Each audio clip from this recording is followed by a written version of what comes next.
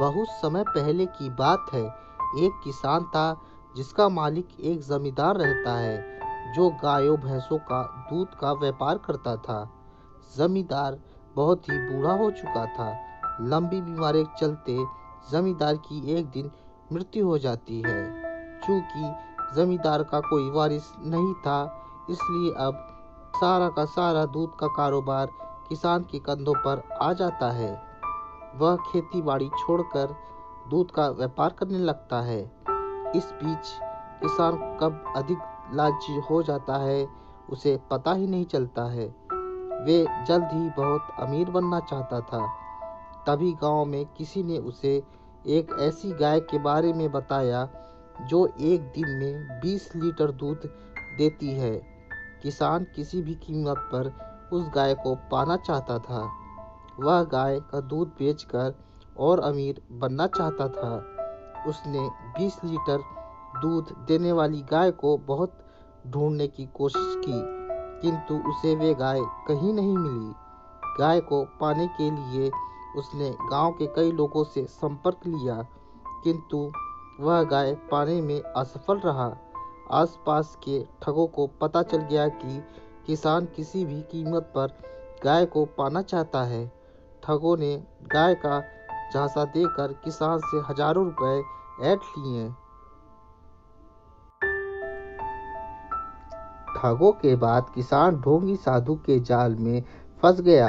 ढोंगी साधु ने किसान को गाय का लालच देकर कई धन ऐंठ लिया।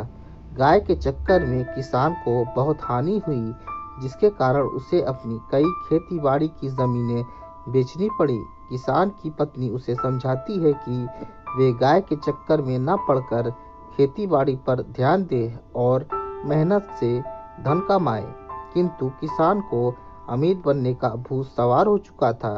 उसने अपनी पत्नी की बात नहीं मानी। इस बात से किसान की पत्नी अत्यधिक चिंतित हो उठी। एक दिन गांव में एक संत आते हैं। गांव के कई लोग अपनी समस्या का समाधान पाने के लिए उस संत के पास जाते हैं। किसान की पत्नी को जब यह खबर मिली तो वह भी संत से मिलने चल पड़ी। वहां पहुंचकर किसान की पत्नी ने संत से कहा, महाराज, आप मेरे पति को सही मार्ग दिखलाइए।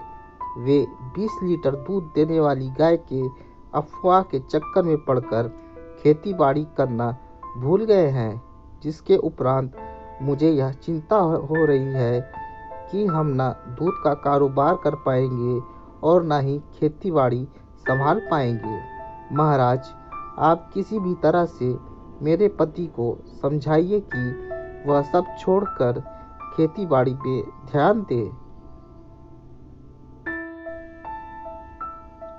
संत किसान की पत्नी की बातें सुनकर मुस्कुराए और बोले कि मैं जैसा बोलूँगा वैसा ही तुम करते जाना। तुम्हारे पति को अवश्य ही 20 लीटर दूध देने वाली गाय मिलेगी। जब किसान की पत्नी ने अपने पति को संत के बातों के बारे में बतलाया तो किसान तुरंत संत के पास मिलने पहुंच गया और बोला कि बताइए महाराज, मुझे कैसे 20 लीटर दूध देने वाली गाय मिलेगी। संत बोले कि तुम्हें आम के पेड़ के पत्तियों की नोक पर जमी सुबह की ओस की बूंदों को एक बर्तन में एकत्र करना है, और जब तुम 6 लीटर ओस की बूंदें एकत्र कर लोगे तो मैं ध्यान में बैठकर यह बता दूंगा कि 20 लीटर दूध देने वाली गाय आखिर है कहाँ। लेकिन याद रहे, ओस की बूंदों में तुम मुझे पानी मिलाकर धोखा देने का प्रयास करोगे तो मेरा ध्यान भंग हो जाएगा और पूरी मेहनत पर पानी फिर जाएगा। यह कार्य बहुत ही मुश्किल था। सबसे पहले किसान ने अपनी कुछ जमीनों पर आम के पेड़ लगाए। आम के पेड़ धीरे धीरे बड़े हो रहे थे, किंतु इतने पेड़ों से वह ओस की सिर्फ कुछ ही बूंदें एकत्र कर पा रहा था। उसे लगा कि इतने आम के पेड़ से कुछ नहीं होगा। उसने फिर आम के पौधों और लगाए और पौधे लगाते लगाते पूरी जमीन पर आम के पेड़ लग गए। किसान अब आम के पौधों को पानी देता और उनकी देखभाल करता।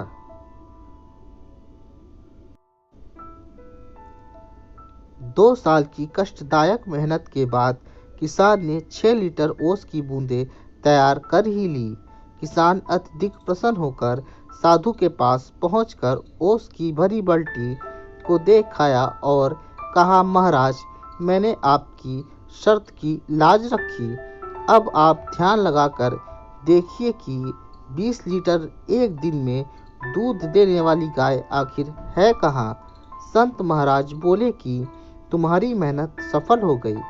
कल जब तुम आओगे तो अपनी पत्नी को भी साथ लाना। जब दूसरे दिन किसान और उसकी पत्नी वापस फिर से संत के पास आते हैं तो संत किसान से कहता है कि मैंने बहुत ध्यान लगाने की कोशिश की, किंतु मुझे यह ज्ञात नहीं हो पा रहा है कि आखिर एक दिन में 20 लीटर दूध देने वाली गाय कहाँ है। यह सुनकर किसान का मुख लटक गया। उसने चिल्लाकर संत से कहा कि तुमने तो मेरी सारी मेहनत पर बेकार कर दी। अब मैं अमीर कैसे बनूंगा। तब संत बोले, बेटा, मेहनत कभी भी बेकार नहीं जाती। सुनो, तुम्हारी पत्नी के हाथ में जो पोटली है उसे खोलो। जब किसान ने पोटली खोली तो उसमें स्वर्ण मुद्राएं थीं। यह देखकर किसान आश्चर्यचकित हो उठा। फिर संत ने किसान से कहा, यह तुम्हारी मेहनत का फल है।